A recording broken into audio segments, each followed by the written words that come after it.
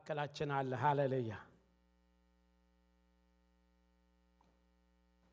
ባለፈው ሳምንት overcoming fear ወይም ደግሞ ፍርሃትን ማሸነፍ በሚል ሐሳብ የጀመርኩትን ትምህርት ነው መቀጠለው። ዛሬ ሁለተኛ ክፍሉን በዋና አርዕስትነት አሁንም overcoming fear በንዑስ አርዕስትነት ግን boldness through the spirit ወይም ደግሞ በመንፈስ ቅዱስ ያለ ድፍረት በሚል በንዑስ አርዕስትነት እናገራለሁኝ። ስለዚህ ዛሬ ስለ boldness ነው የምናገረው፣ ስለ ድፍረት ነው የምናገረው።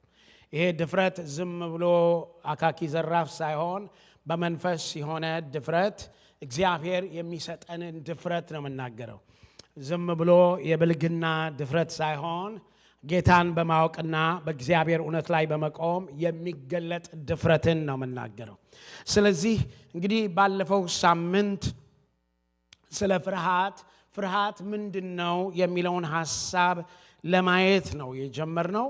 ያንን ሐሳብ ከተናገርኩ በኋላ እንደ አማኝ ለምን መፍራት እንደሌለብን ነጥቦች ሰጥቻችሁ ነው ያቆምኩት እና ለምንድነው እንደ አማኝ መፍራት የሌለብን የሚሉትን ሐሳቦች ማለት ነው።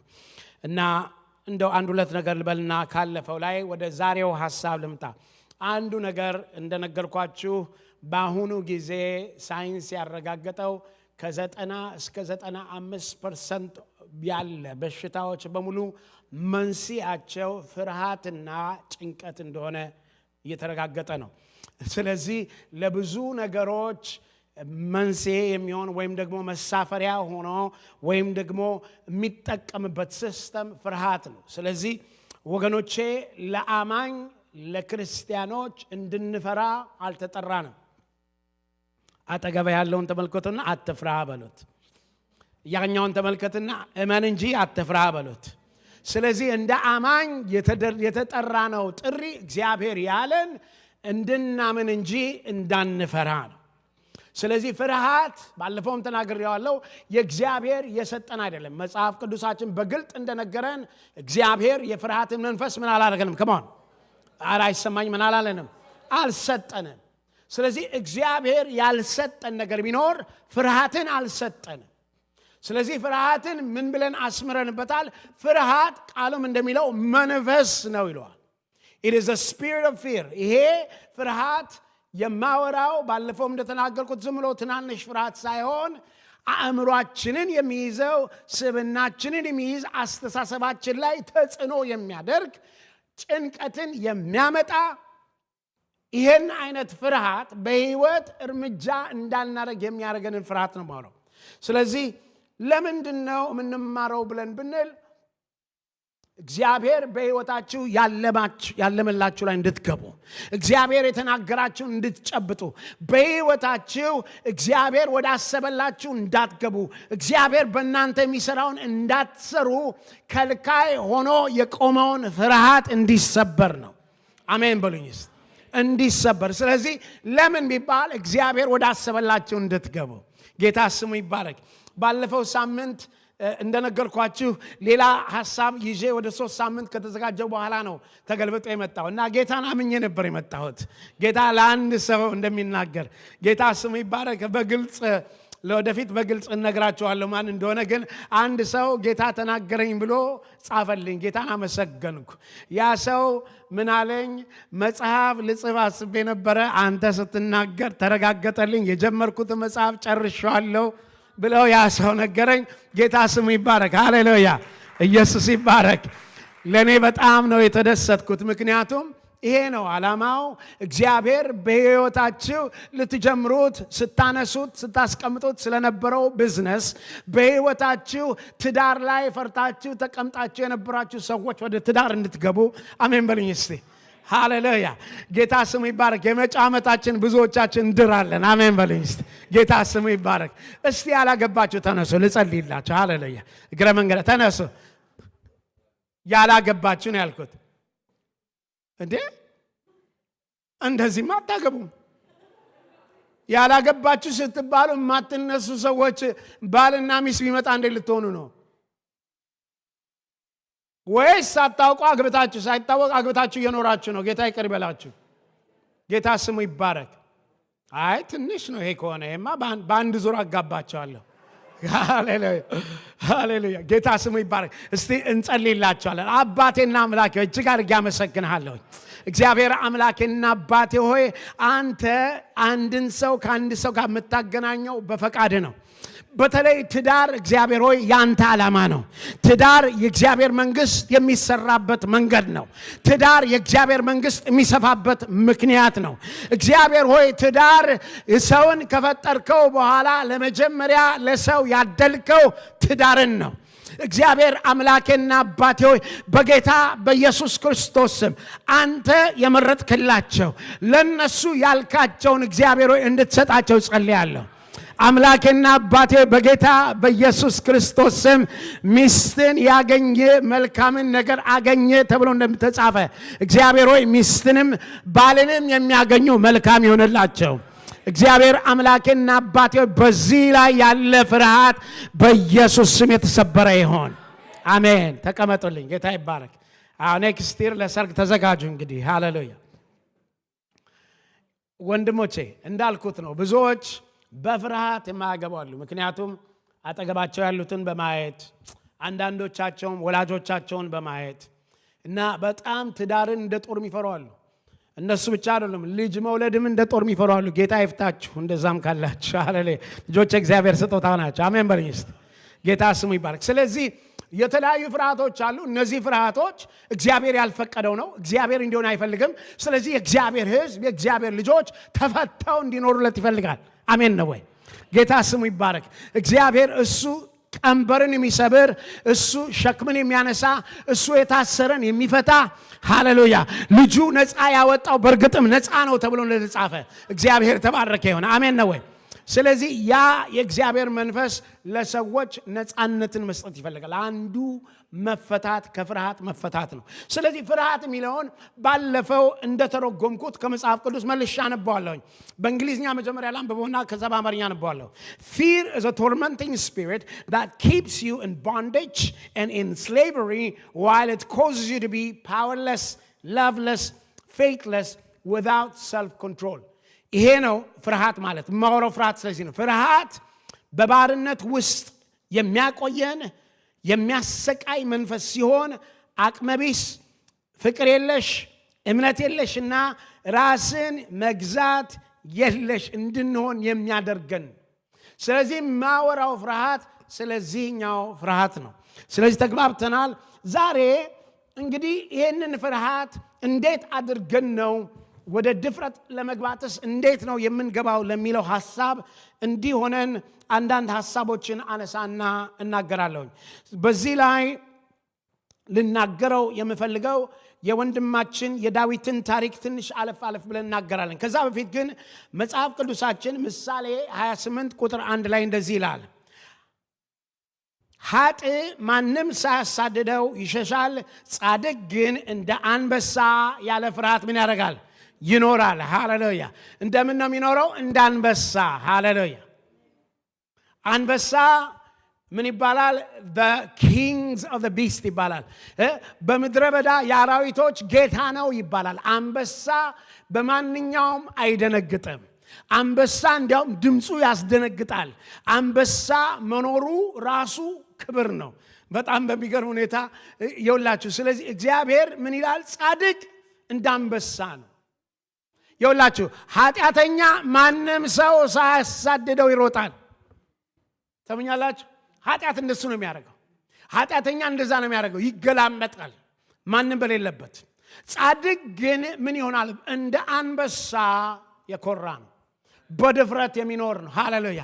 ተረጋግቶ ነው የሚኖረው። ስለዚህ ይሄ ደግሞ ለእናንተ ጥሪ ነው። እግዚአብሔር ጻድቅ በደሙ ያደረጋችሁ ምን ይላችኋል መሰላችሁ? እናንተ ጻድቃኖች እንደ አንበሳ በድፍረት እንድትመላለሱ ይፈልጋል።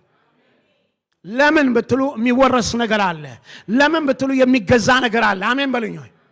ሃሌሉያ። እግዚአብሔር እንድንገዛ፣ እግዚአብሔር በዚህ ምድር ላይ የእግዚአብሔርን ሐሳብ እንድናስፈጽም ጠርቶናል።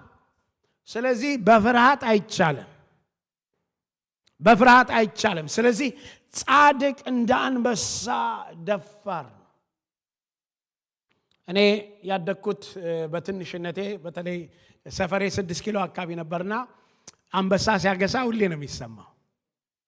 አይገርማችሁም? እንዴ ቤታቸው ሩቅ ነው፣ ቅርብም እኮ አይደለም፣ ግን አንበሳው ሲያገሳ ይሰማል። ምሳ ሰዓት ላይ ምናምን ላይ ያገሳል አንበሳ። ሃሌሉያ ጌታ ስሙ ይባረክ። ጻድቃን ይወላችሁ ሰይጣን ስትተነፈሱ ገና አለ አማኝ አለ ብሎ እንዲፈራችሁ ነው የሚያስፈልገው። አሜን በልኝ እስቲ። ጌታ ስሙ ይባረክ። ሃሌሉያ። ብርሃንም በራ ጨለማም ሊቋቋመው አልቻለም ነው የሚለው። ሃሌሉያ። ስለዚህ በእኔና በእናንተ ውስጥ ያለው የእግዚአብሔር ማንነት፣ በእኛ ውስጥ ያለው የሱ ክብር እንኳንስ ድምፃችንን ሰምቶ ገና አሉ ብሎ መፈራት አለብን። ሃሌሉያ ጌታ ስሙ ይባረክ። ስለዚህ ጻድቅ እንደዚህ ነው። መጽሐፍ ቅዱሳችን እንደምታውቁት በጣም የታወቀ ታሪክ አለ። እሱም የጎልያድና የዳዊት ታሪክ ነው። ዛሬ የጎልያድና የዳዊት ታሪክን እናየዋለን አጠር አድርገን።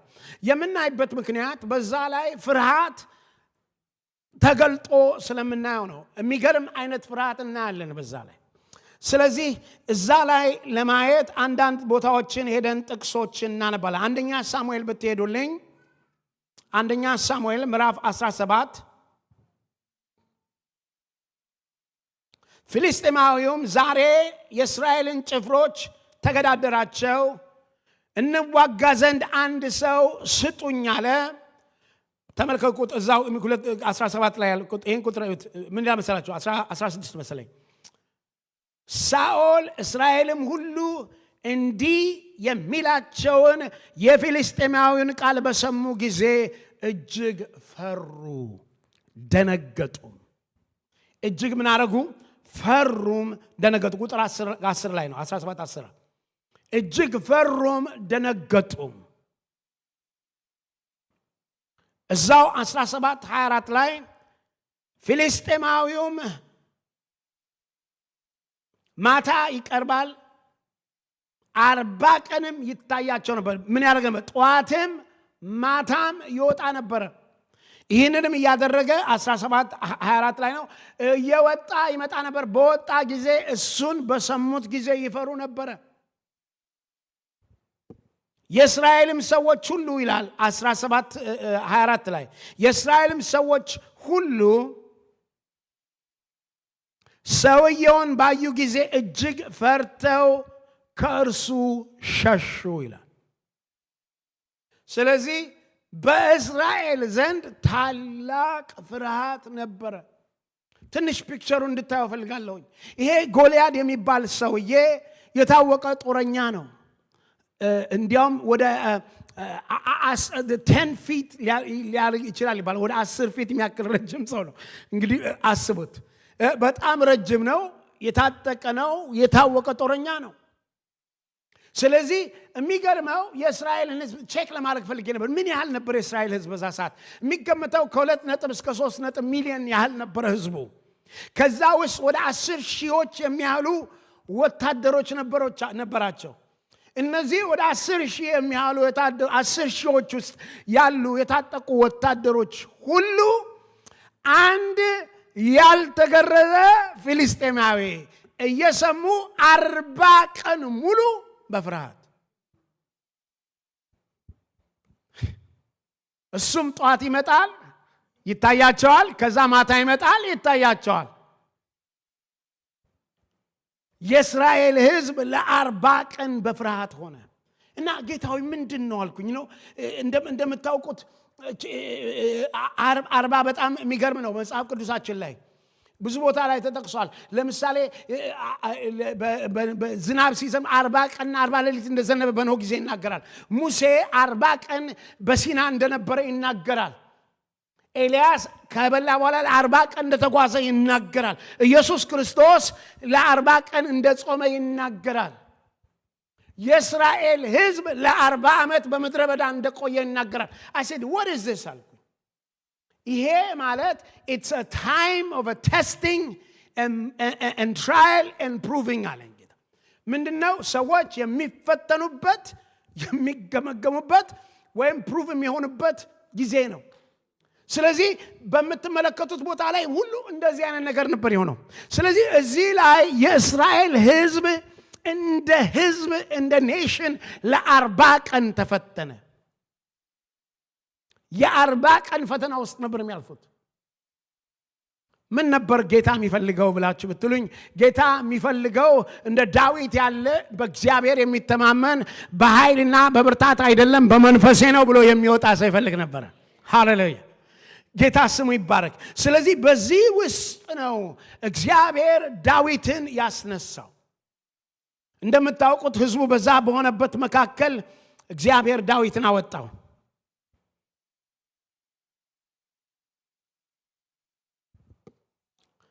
የሚገርመው የሚያስፈራው ነገር ፍርሃቱ ለ40 ቀን ይጮህ ነበረ።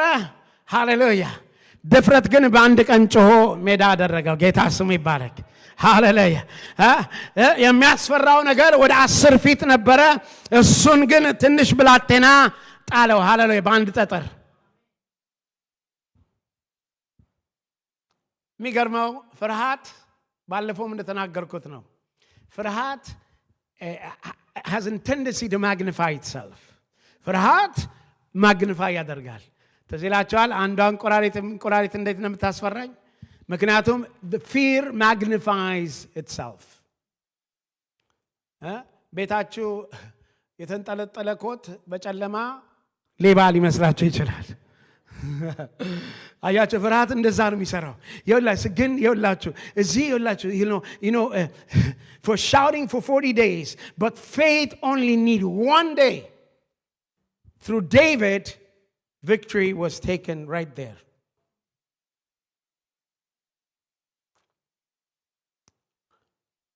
አስራሰባት 26 ላይ 17:26 ላይ አንብብልኝ። 17:26 ነው። እሺ። ዳዊትም ባጠገቡ ለቆሙ ሰዎች ይህን ፍልስጤማዊ ለመግደል ከእስራኤልም ተግዳሮትን ለሚያርቅ ሰው ምን ይደረግለታል? የሕያዋን አምላክ ጭፍሮች የሚገዳደር ይህ ያልተገረዘ ፍልስጤማዊ ማን ነው ብሎ ተናገራቸው። አሜን። ከእስራኤልም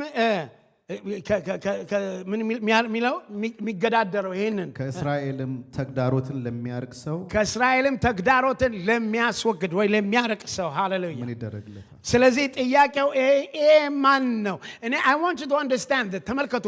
ይኸውላችሁ አሁን የማወራው እየሄድን ነው። ስለ ድፍረት ነው የማወራው። ይሄ ድፍረት ጌታ የሚሰጠው ድፍረት ነው የማወራው። ጌታ የሚሰጠው ድፍረት ለዚህ ብላቴና ያንን ሁሉ ሰራዊት ለ40 ቀንና ለ40 ሌሊት የሚያስፈራራቸው በጣም ግዙፍና ሁሉ ነገሩን የለበሰ ብረት የለበሰ ሰው ለዚህ ለብላቴና ሳይሆን ይሄ ያልተገረዘ ፍልስጤማዊ ሃሌሉያ ይገባቸዋል እንዴት እንደሚያው። ከዛ ማን የሚያስወግደው ማስወገድ አለብኝ ብሎ ነው። እዛው 17:32 ላይ ዳዊትም ሳኦልን ስለ እርሱ የማንም ልብ አይውደቅ አለ። ሃሌሉያ ይኸውላችሁ that's what it does። ፍርሃት ላይ እምነት ሲኖር ምን ይላል? ልብ አይውደቅ ይላል። ፍርሃት ምን ስለሚያደርግ? የሰዎችን ልብ ስለሚያወርድ። ብዙ ሰዎች በህይወታቸው ልባቸው የወረደው ፍርሃት ሲነካቸው። እምነት ጌታ እንደሚጠቀምበትና በህይወታችን እግዚአብሔር ለሚያደርገው ነገር ሁሉ በእምነት እንደሚያደርግ ሁሉ ሰይጣን በፍርሃት በሰው ህይወት ይሰራል። ሁሉ ጊዜ በደንብ ማስተዋል አለባችሁ። መጀመሪያ ሰይጣን ሊሰራ ሲል የሚያደርገው ፍርሃትን ነው የሚልከው። ከፈራችሁለት የሱን ነገር አምናችኋል ማለት ነው። ዛሬ በጌታ በኢየሱስ ክርስቶስ በተለይ በእህቶቻችን እየደጋገመ የሚመጣ ፍርሃት፣ ይሄ የጡት ካንሰር ምናምን ይባል ነው፣ በኢየሱስ ስም አፈረስኩት። በኢየሱስ ክርስቶስ ስም ፍርሃቱን አፈረስኩት። ወገኖቼ ሁላችንም ማድረግ ያለብን እናደርጋለን። መጠንቀቅም ሜዲካል ምንም ያስፈልጋል። ነገር ግን ኤግዛጀሬት የሆነ ፍርሃት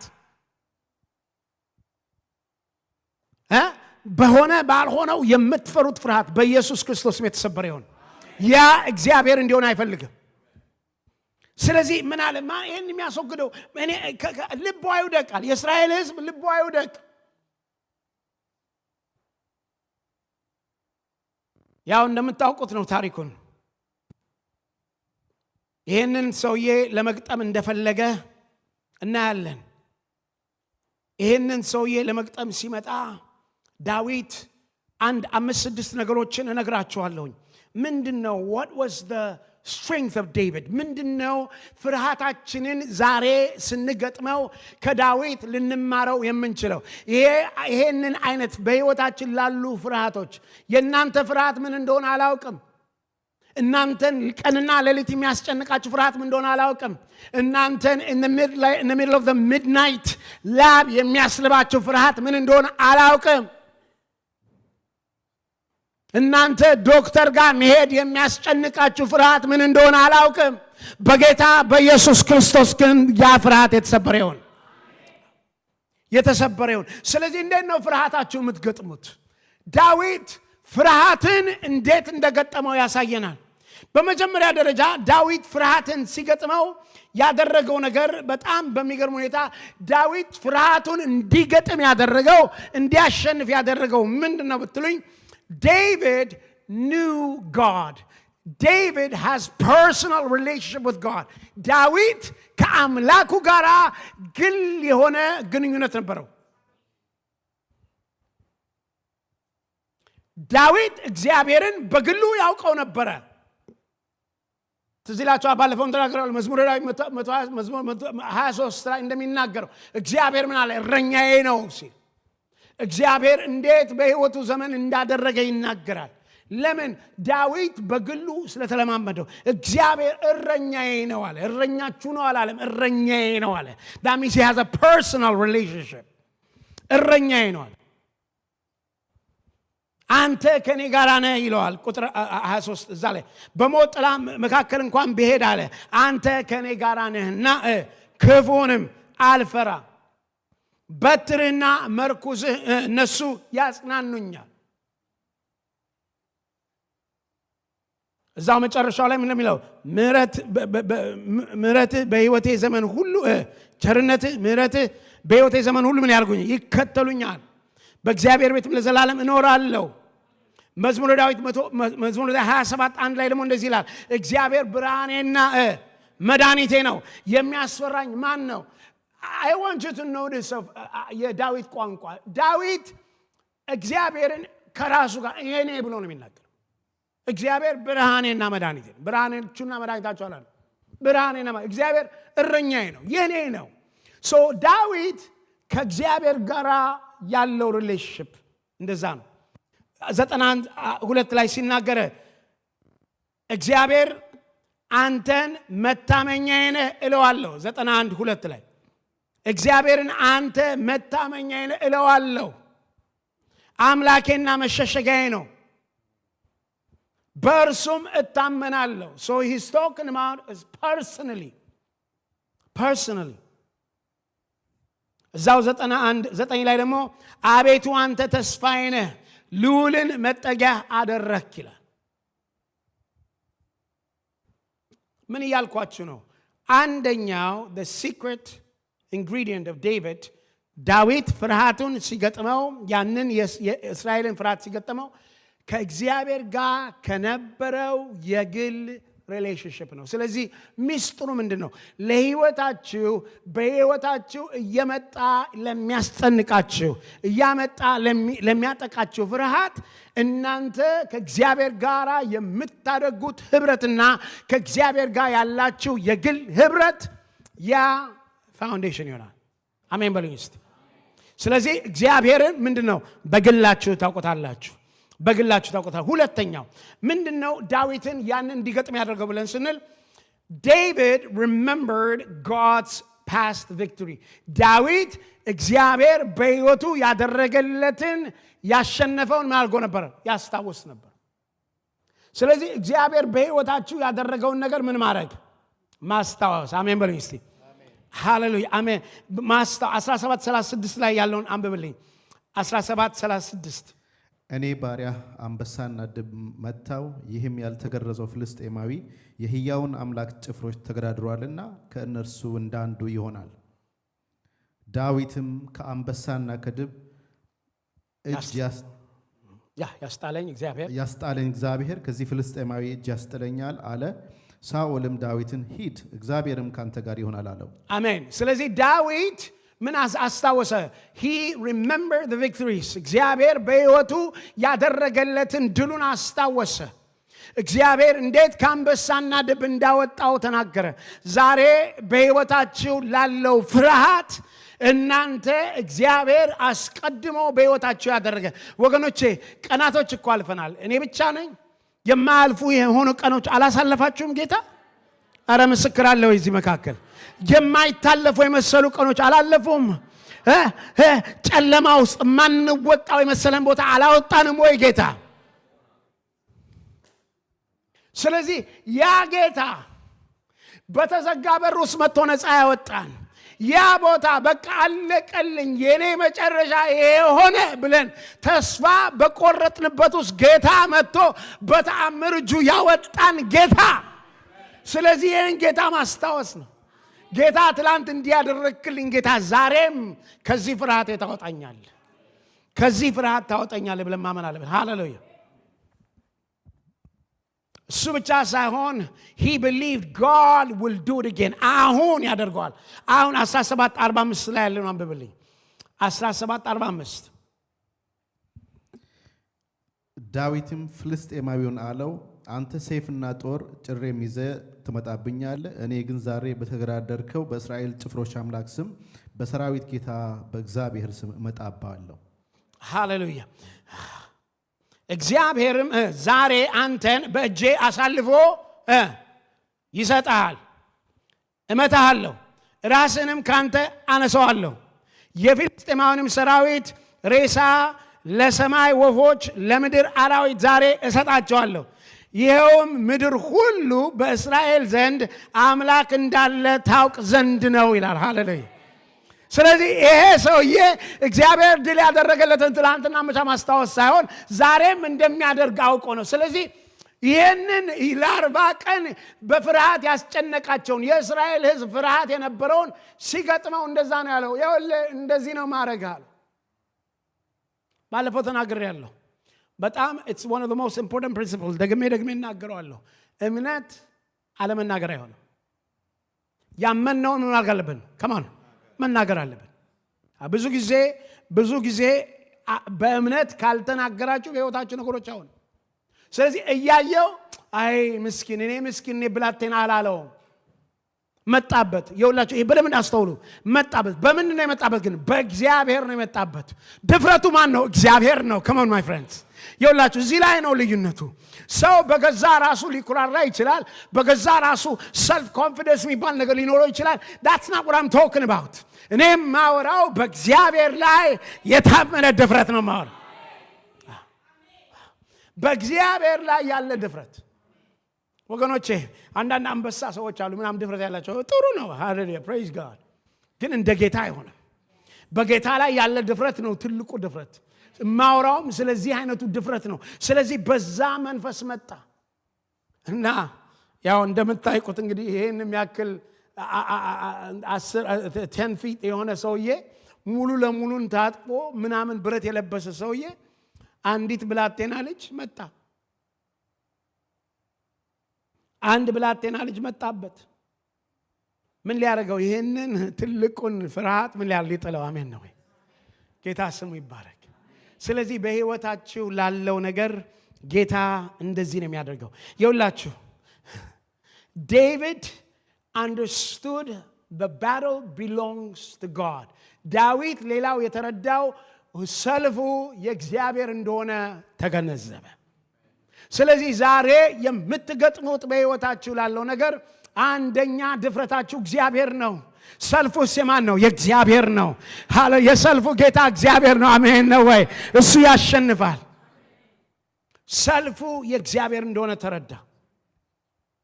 17:47 እሱ ነው አንብብልኝ። ይህም ጉባኤ ሁሉ እግዚአብሔር በሰይፍና በጦር የሚያድን እንዳይደለ ያውቅ ዘንድ ነው። ሰልፉ ለእግዚአብሔር ነውና እናንተንም በእጃችን አሳልፎ ይሰጣል።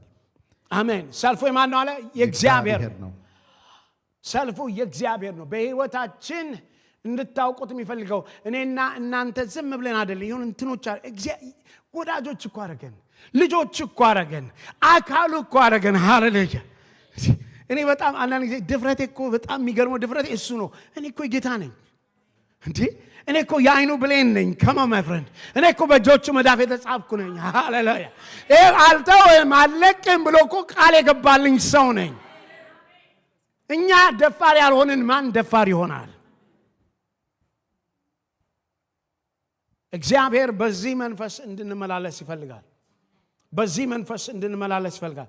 not only that በአምስተኛ ደረጃ ዴቪድ knew how to fight እንዴት እንደሚዋጋም ያውቅ ነበር። እዛው 17:39 እስከ 40 ያለውን አንብብልኝ። 17 ዳዊትም ሰይፉን በልብሱ ላይ ታጠቀ፣ ገናም አልፈተነውምና መሄድ ሞከረ።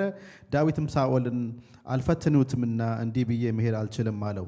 ዳዊትም አወለቀ፣ በትሩንም በእጁ ወሰደ፣ ከወንዙም 5 ድብልብል ድንጋዮችን መረጠ፣ በእረኛ ኩርጆን በኪሱ ከተታቸው፣ ወንጭፍም በእጁ ነበረ፣ ወደ ፍልስጤማዊውም ቀረበ። ሃሌሉያ! ስለዚህ ሲምፕሊ ይነግረናል። ምንድነው ዳዊት ያደረገው? ቅድም እንዳልኩት his personal relationship ከአምላኩ ጋር የነበረው ከዛ ነው። አድራጎቱ ሁሉ በቤቱ የተለማመደውን። ስለዚህ የሳኦልን እንትን ለብሶ መሄድ የማይችለው ካልፈተንኩትም አለ። ስለዚህ እኔ የምመጣው አለ እኔ የማደርገው እኔ የፈተንኩትን እኔ የተለማመድኩትን። ወገኖቼ ለዚህ ነው የጓዳ ልምምድ ትልቅ ነገር አለው። ለዚህ ነው ወገኖቼ የሁላችሁ በቤታችሁ የምትሰሯት ነገር ነች መታ የምትገለጠው። ጌታ ስሙ ይባረክ። ልጅ እያለሁ አንዱ የማደርገው ነገር ምን ነው ታውቃላችሁ? ባዝሩም ፊት ቆሜ እሰብክ ነበር። ሃሌሉያ! ሰማችሁኝ? ኢንሳይድ ባዝሩም እሰብካለሁ እና የባዝሩም ሲንኩ እንዴት እንደሚቀዘቅዝ ታውቃላችሁ አይደል? እጅ ጭኜ እስከሚሞቀው ድረስ ጸልይለታለሁ። ምን እያልኳቸው ነው? ልምምዳችን ነች። አንድ አባባል አለኝ ከዳዊት ከዚህ የወሰድኩት the little things you do today they will become handy one day። ዛሬ የምታደርጉት ትንሿ ልምምዳችሁ አንድ ቀን ገንዘብ ሆና ትገኛለች። ዳዊት ከአንበሳና ከድብ ጋር ሲጋጠም የነበረው ትንሹ ልምምድ አመጣውና ሃሌሉያ ለትንሽ ለበጎቹ እረኝነት ብቻ አይደለም፣ አሁን ለአገር መፍትሄ አደረገና ለእስራኤል አቆመው። ጌታ ስሙ ይባረክ። እግዚአብሔር የሚያደርገው እንደዛ ነው። ትንሿን ልምምዳችሁን ጌታ ይጠቀምና እናንተን አውጥቶ ለሕዝብ ለአገር መድኃኒት ያደርጋችኋል። በጌታ በኢየሱስ ክርስቶስ ስም ለአገር መድኃኒት ያርጋችሁ። ለአገር መድኃኒት ያርጋችሁ። ለኢትዮጵያ መፍትሄ ያድርጋችሁ። ለኤርትራ መፍትሄ ያድርጋችሁ። ለአሜሪካ መፍትሄ ያድርጋችሁ። እግዚአብሔር ይሄ ነው። ምን አለ ሌላ ምን አለ ወገኖች? መፍትሄ ያድርገን ለሕዝብ፣ መፍትሄ ያድርገን ለሀገራችን። እቺ በትንሿ የለመዳችኋት እግዚአብሔር በትንሹ ያለማመዳችሁ የጧት ጸሎታችሁ ከጌታ ጋር የምታለቅሱ አለቅሶ እንደ ቀላል አትዩት። ለትልቅ ጦር እየተዘጋጃችሁ ነው። ለትልቅ ሰልፍ እየተዘጋጃችሁ ነው። እግዚአብሔር በእናንተ ሊያደርግ ላለው ነገር አሁን ትንሽ ትንሽ እያስለመዳችሁ ነው። ጌታ ስሙ ይባረክ። ሃሌሉያ። ስለዚህ ዳዊት በሌላ ሰው ነገር መጠቀም አልፈለገም። he did not want to fight the war with someone else weapon። በሌላው መሳሪያ በሌላው ጦር ልማድ ሊዋጋው አልፈለገም። ስለዚህ ምን አደረገ? በለመደው መጣበት። ወገኖቼ በህይወታችሁ እግዚአብሔር እንዳስለመዳችሁ ተመላለሱ። እውነቴን ነው የምላችሁ። አንዳንድ ጊዜ ይከጅለናል። አንዳንድ ጊዜ አንዳንዱን እናይና እንደነሱ መሆን እንፈልጋለን። ግድ የለም እንደ ራሳችሁ ሁኑ። እግዚአብሔር እንዳስለመዳችሁ ሁኑ። በጓዳ እንዳሳያችሁ ሁኑ። ጌታ እመኑኝ ምናልባት ትንሽ ሳውንድ ሊያደርግ ይችላል። ምናልባት ግድ የለም ጌታ ታማኝ ነው። ጌታ እናንተን እጆቻችሁን ሰልፍ ያስተማረው ዛሬ ከዛ ወጣችሁ እንድትዋጉት። ወጣቶች አገልግሎት ሳገለግል ዛሬ ትልቅ ሰው ነው፣ ፓስተር ነው፣ ኦርዴንድ ነው እና ይሄ ወጣት እኛ ጋር ማገልገል ጀመረ። ገና ልጅ ነው። በ12 ዓመቱ ወላጆቹ አምጥተውት በቃ ጌታ ትንሽ ውጊያ ነበረበት፣ መንፈሳዊ ውጊያ ያለበት ብለው አመጡልኝ። እኔ ደግሞ በጣም እንዲያውም እንዴት ነው ይሄ ልጅ በ12 ዓመቱ መንፈሳዊ ውጊያ የሚኖረው ብዬ እንቆይ ነበር።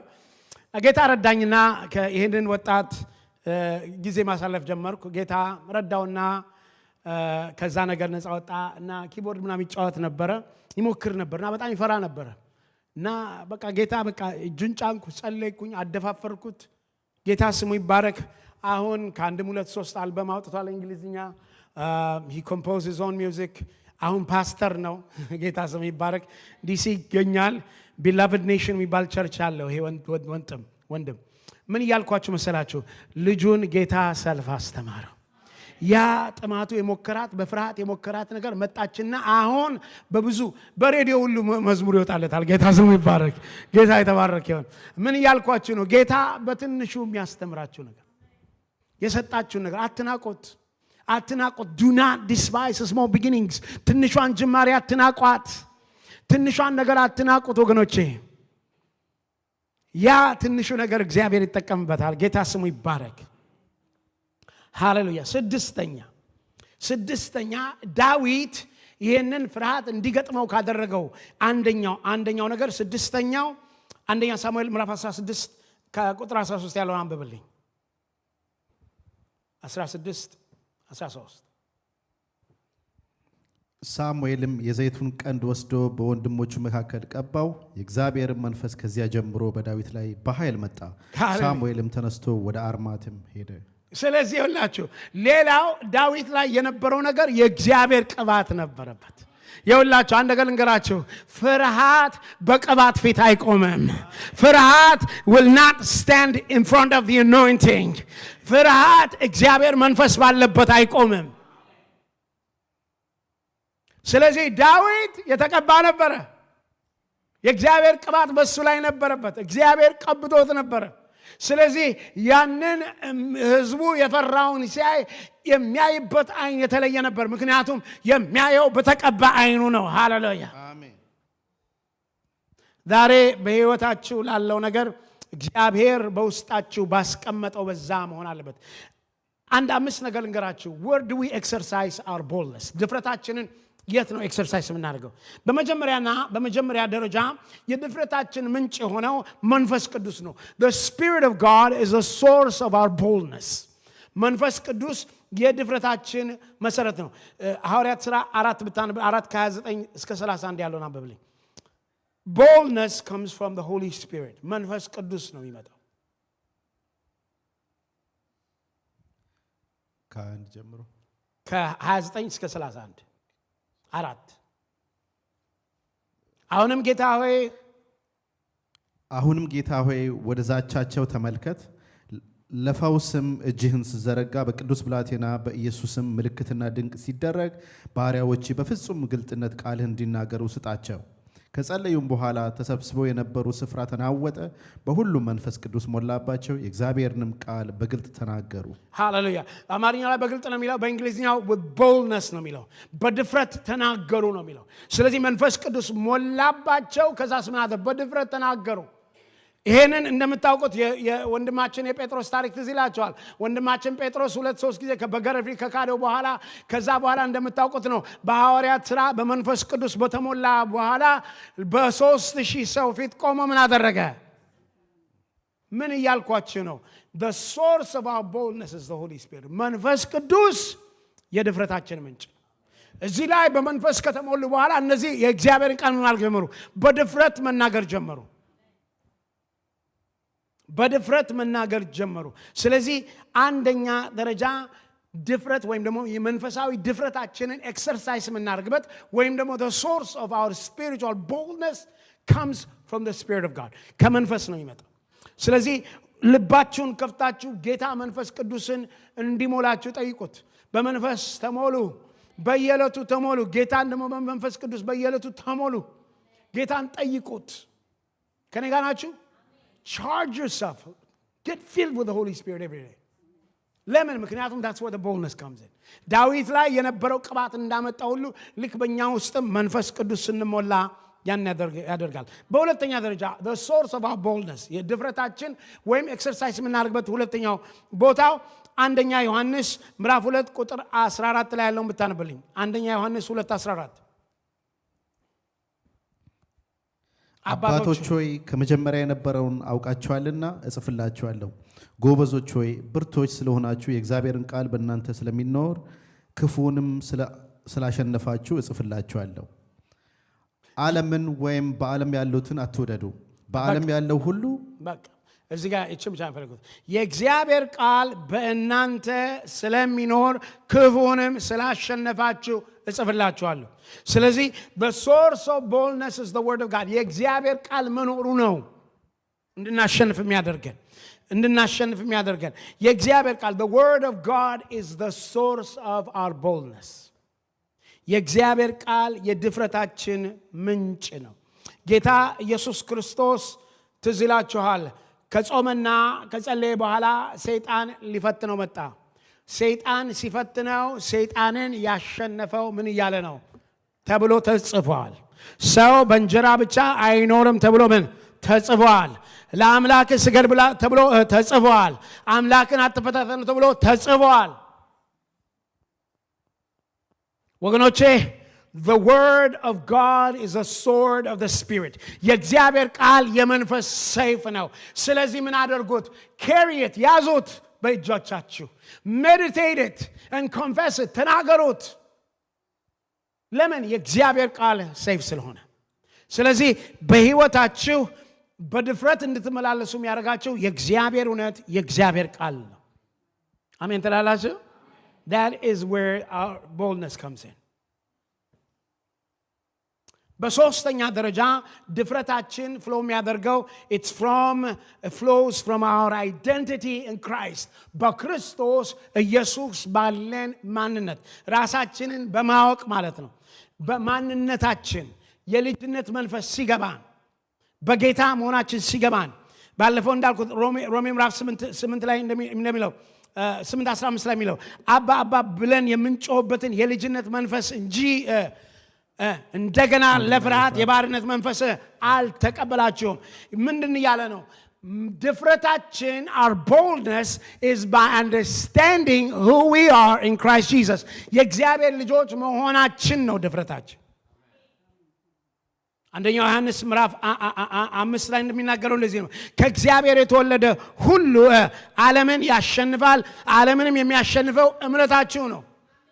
ምንድነው? ከእግዚአብሔር የተወለደ that means you've been begotten፣ ከሱ የተገኛችሁ፣ ከሱ የመጣችሁ፣ የእርሱ ስለሆናችሁ። understanding your identity፣ የእግዚአብሔር ልጅነት። ወገኖቼ ዛሬ አንድ ጥሩ የሀብታም ልጅ በመሆን ሰው ሊኮራ ይችላል። ያውም ለሚያልቅ ለሚጠፋ ሀብት፣ ያውም እንደ አመድ ለሚሆን ሀብት። እኔና እናንተ የንጉሥ ልጅ የእግዚአብሔር ልጅ በመሆናችን አሜን ነው ወይ? አሜን ነው ወይ? እኔ በእውነት በቃ አንዳንድ ጊዜ ቀና የሚያደርገኝ ልቤን የሚሞላው በቃ እሱን ሳስብ የንጉሥ ልጅ እኮ ነህ እንዴ! እግዚአብሔር እኮ ሰማይና ምድር በሙሉ የሱ የሆነች የሁሉ ገዢ የሆነ ውኆችን በፍኙ የሰፈረ አምላክ፣ በአንድ እስትንፋስ ዓለምን መጠቅለል የሚችለው አምላክ የኔ አባት ነው። ሃሌሉያ! እኔ ልጁ ነኝ። ጌታ ስሙ ይባረክ። ሃሌሉያ! ይሄ ነው እግዚአብሔር በዚህ መንፈስ እንድንመላለስ ይፈልጋል። አምላክ እንዳለን፣ ጌታ እንዳለን። መቼም ትንንሽ ልጆች ሆናችሁ፣ በተለይ የመጨረሻው ናችሁ፣ ትልቅ ወንድ ምናምን ያላችሁ በህይወታችሁ ልጆች ሆናችሁ ሲያስፈራሯችሁ ምናምን ለወንድሜ ነው መናገረው እንላለን፣ ለትልቅ ወንድማችን። አንዳንዶች ለአባቴ እናገራለሁ እንላለን። ትሰሙኛላችሁ? ከዛስ እንደው እስቲ ከዛ ከአባት ጋር ሄድ፣ እንደው ባለፈው እንኳን ያባረረ ልጅ ጋር፣ ባለፈው ሊደበድብ የነበረው ያሸነፈ ጋር ከአባት ጋር ስትሄድ እንዴት ነው የምትሄደው? ደረትን ነፍተህ ነው የምትሄደው። አባዬ አለ። come on my friends፣ በስጋ አባት እንደዛ ከደፈርክ ሃሌሉያ፣ የማይተኛ የማያንቀላፋ አይኖቹ በዙሪያ የሆነ ሃሌሉያ፣ ተስፋ የሰጠኝ የታመነ የሆነ እግዚአብሔርማ አባቴ ቀንና ሌሊት ጋሻዬ የሆነው። ስለዚህ በዚህ ጌታማ እንዴ በዚህማ ያልኮራው በዚህማ ያልተዳፈርኩ በምን ነው የምዳፈረው? እውነቴን ነው እኮ የምነግራችሁ። ክርስቲያን በፍጹም ሊፈራ አይገባው። በፍጹም በክርስቲያን ሕይወት ውስጥ ፍርሃት ሊሰራ አይገባው። እንፈተናለን፣ በደንብ ይመጣል፣ በደንብ አድርጎ። አንዳንዴም ይገፋናል፣ በደንብ አድርጎ።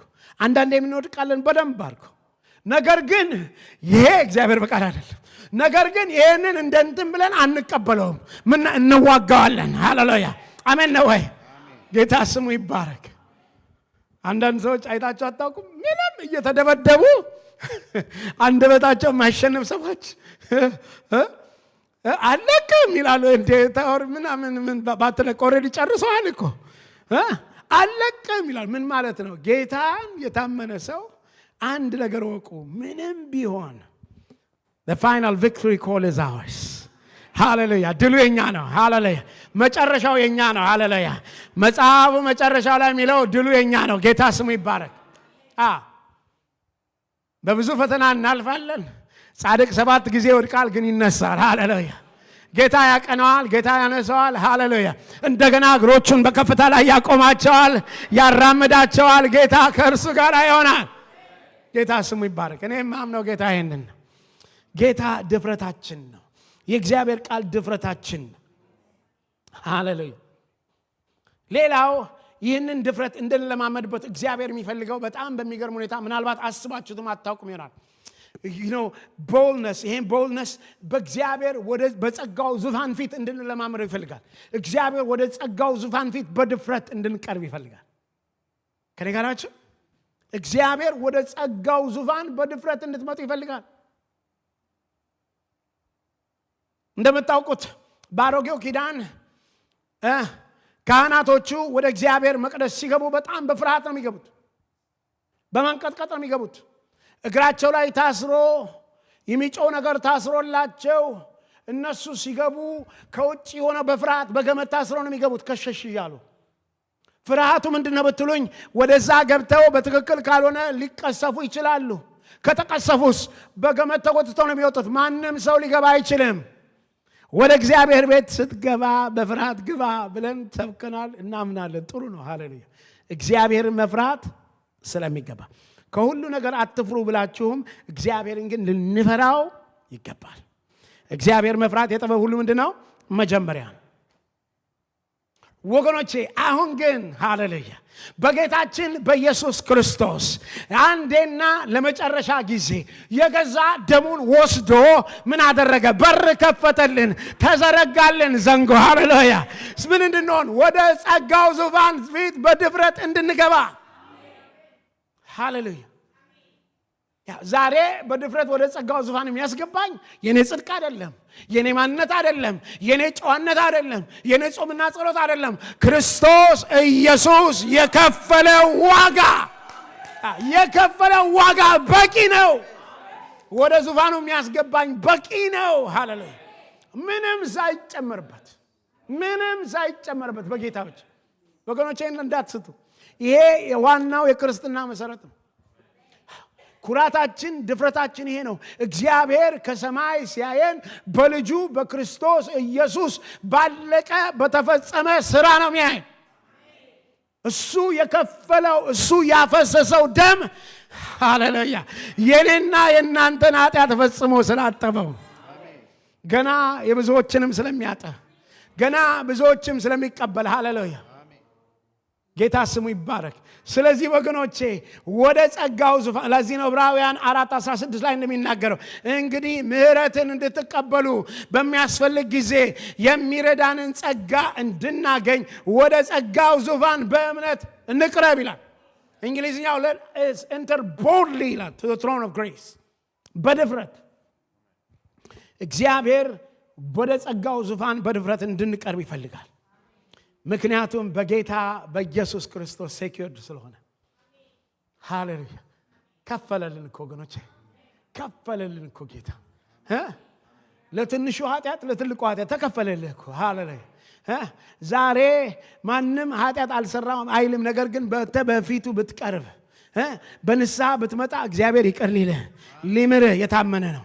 የክርስቶስ ኢየሱስ ደም ከኃጢአት ሁሉ ምን ያነጻል። ዛሬ የምትፈሩ ካላችሁ ዛሬ ደሙ ያነጻሃል፣ ደሙ ያጥባሃል፣ ደሙ አዲስ ምዕራፍ ይከፍትልሃል። ሃሌሉያ ደሙ አዲስ ምዕራፍ ይከፍትልሃል። ሃሌሉያ አሜን አሜን አሜን አሜን። ጌታ ስሙ ይባረክ። ይከፍታል ጌታ፣ ይከፍታል ጌታ። ጌታ ቸር ነው ወገኖች። እንዳትሳሳቱ። ይሄ እንደ ፈሪሳውያን የገዛ ሕጋችንንና ምናችንን አቁመን ሰዎችን ከእግዚአብሔር አንከልክላቸው። እግዚአብሔር ቸር ነው፣ መሐሪ ነው። ሃሌሉያ! ጌታ ስሙ ይባረክ። በአምስተኛ ደረጃ ይሄንንልና ጨርሳለሁ። በአምስተኛ ደረጃ ድፍረትን ልንለማመድበት የሚገባን ቦታ ቢኖር በጸሎት ስንመጣ በድፍረት ልንገባ ይገባል። እግዚአብሔር ቃል ስለሚለን አንደኛ ዮሐንስ ምዕራፍ 5 ቁጥር 14 ላይ እንደምታውቀው ቃል በእርሱ ዘንድ ያለን ድፍረት ይህ ነው፣ እንደ ፈቃዱ አንዳች ብንጠይቅ ይሰማናል። በእርሱ ዘንድ ያለን ድፍረት our boldness in him is this ምንድናረግ በሱ ፊት በጸሎት እንገባ። ድፍረታችን ምንድነው? እግዚአብሔር እንደሚሰማን፣ እግዚአብሔር ጸሎታችን እንደሚመልስ ማመናችን። ጌታ ስሙ ይባረክ። ሃሌሉያ! ጌታ በር እንደከፈተልን ማመናችን። ብትነሱልኝ ጨረስኩ ነው። ጌታ ስሙ ይባረክ። ጌታ ስሙ ይባረክ። እግዚአብሔር በፍርሃት ሳይሆን በድፍረት እንድንመላለስ ይፈልጋል። ወገኖቼ እግዚአብሔር ብቻ ነው መፈራት ያለበት። እንዲያውም ማንኛውም አይነት ነገር በሕይወታችን ፍርሃት ሆኖ ካስቸገረን ያ እንዲያውም የእግዚአብሔርን ቦታ እየወሰደ ነው ያለው። ስለዚህ ለእግዚአብሔር ብቻ ጉልበታችን ይንበረከካል። ለእግዚአብሔር ብቻ ጉልበታችን ይንቀጠቀጣል። ለእግዚአብሔር ብቻ ሽብር እንላለን። ምክንያቱም እሱ መከበር ስላለበት፣ እሱ ጌታ ስለሆነ፣ እሱ አምላክ ስለሆነ፣ ሃሌሉያ! እሱ መፈራት ስላለበት። ያውም ደግሞ ምን አይነት መፈራት መሰላችሁ? የፍቅር ፍርሃት። የፍቅር ፍርሃት አይሆፕ ይገባቸዋል። የአባትነት ፍርሃት፣ የማክበር ፍርሃት። ሃሌሉያ! ጌታ ስሙ ይባረክ። ዛሬ ጸልያለሁ። ዛሬም እግዚአብሔር በሕይወታችሁ ጌታ እንዲፈታችሁ ጸልያለሁ። የማያስፈልግ ፍርሃት በሕይወታችሁ ካለ ጌታ እንዲያነሳው ጸልያለሁ። በጌታ በኢየሱስ ክርስቶስ ስም ጸልያለሁ። በተለይ ደግሞ በበሽታ ላይ እየመጣ እየሄደ የሚመጣባችሁ ሰዎች ምናልባት ይመለስብኝ ይሆን የምትሉት በሽታ እንደገና እኮ ቆረጠመኝ ያ በሽታ ይመጣ ይሆን የምትሉት በኢየሱስ ክርስቶስ ስም የተነሳ ይሆን። በሽታውም ፍርሃቱም የተነሳ ይሆን። እግዚአብሔር ከመከራ ስጋት ያድናችኋል። እግዚአብሔር ከፍርሃት ያድናችኋል። በጌታ በኢየሱስ ክርስቶስ ስም እነሆ በሕይወታችሁ በኑሯችሁ ባለፈው እኮ ከስሬ ነበረ አሁን እንዳልከስር አልጀምረውም የምትሉትን ጌታ ያስጀምራችኋል። ጌታ እንደ አዲስ አድርጎ ያስጀምራችኋል። አትከስሩም፣ ታተርፋላችሁ። አትከስሩም፣ ትባረካላችሁ። በቀደመው ፍርሃት የተዘጋው በር ሁሉ ይከፈታል ዛሬ በናዝሬቱ በኢየሱስ ክርስቶስ ስም። እኔ እኮ ትምህርት አይሆነኝም፣ እኔ እኮ ልጀምርልና ኮሌጅ ልጀምርልና እፈራለሁ። ወንድሜ እህቴ ጀምረው። አሁን የምትጀምርበት መንፈስ የተለየ ነው። በመንፈስ ትጀምራለህ፣ በእውቀት ትጀምራለህ። ጌታ አቅም ይሰጣል፣ ትጨርሳለህ።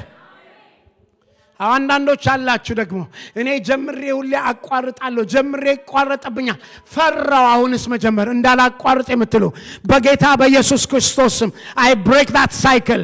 ይሄ እየጀመረ የሚያቋርጠውን ሳይክል ሰበርኩት፣ ፍርሃቱን ሰበርኩት በኢየሱስ ስም።